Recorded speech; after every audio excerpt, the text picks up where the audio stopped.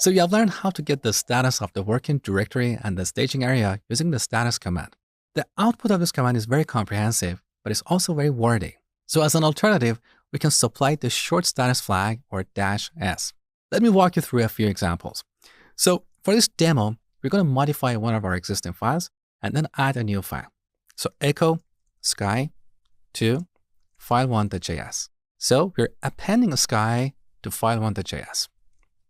Now let's create a new file. So once again, echo sky to file2.js. Now let's run git status. We have modified file1 and we have a new untracked file. So as you can see, the output of this command is very comprehensive, but also very wordy. Now let's run git status -s. This is much easier to dice. So let me show you how this works. Here we have two columns. The left column represents the staging area and the right column represents the working directory.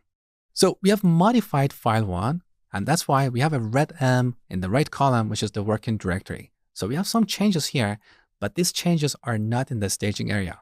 That's why we don't have anything in the left column. Now file2 is a new file. That's why we have two question marks in both these columns. Now let's add file1 to the staging area. So git add file1 and then do another short status. Look, for file1, we have a green M in the left column or the staging area column. So all the changes that we had in the working area are now in the staging area.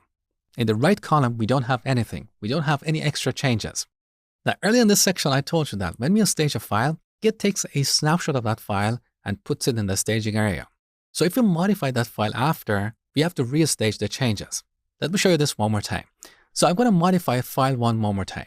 Let's echo ocean to file1.js and then run git status -s. Look what we have here.